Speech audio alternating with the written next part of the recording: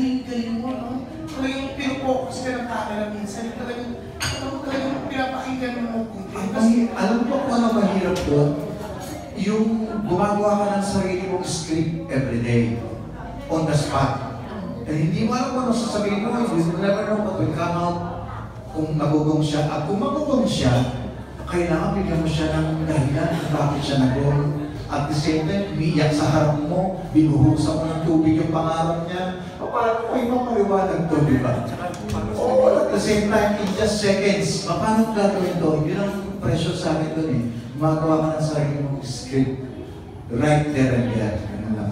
Tsaka piling ko dito rin, yung mga ibang nag-judge doon, gumagaling dahil ko sa inyo. Dahil ang galing-galing yung mag-judge anyway. Andiyan na sige ko po, no?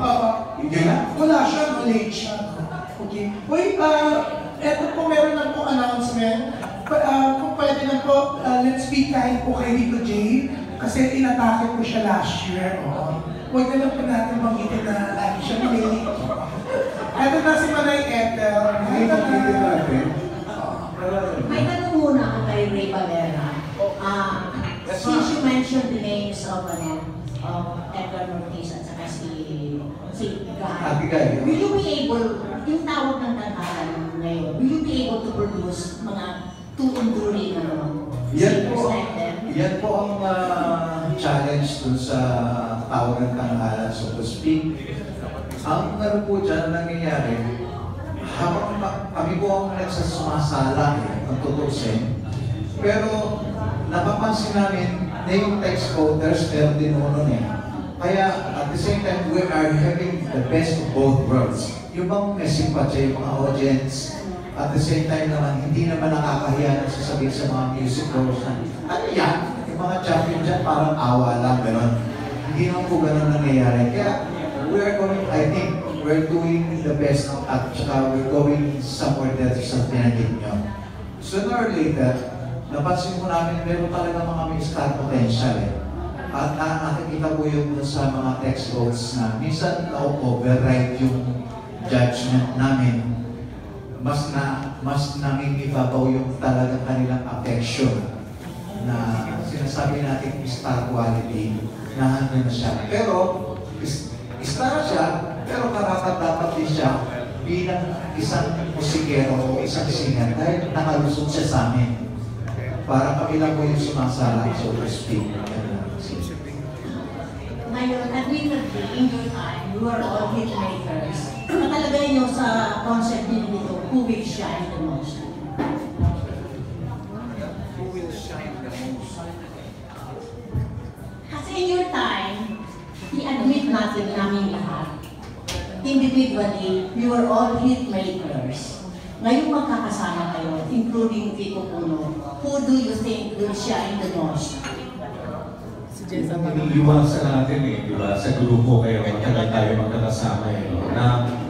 na outshining one another. In fact, kung alam mong mananakaw may eksena, kailangan medyo mag-tone down ka eh.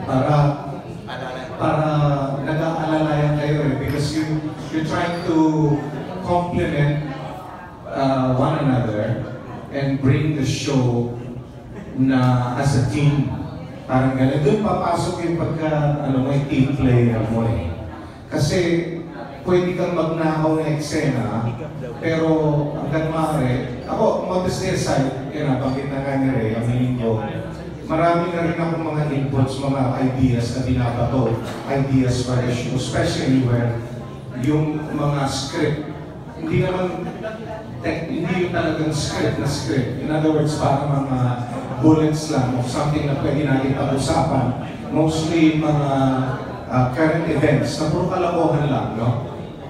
When actually pwede ko lang ibigay lahat ng punchline na yan, sosologin ko because I have the ideas, i-distribute ko yung punchline na yan sa grupo. Pagpastos, ibibigay ko kay Rico. Kasi siya ang lisensyado lang dun eh.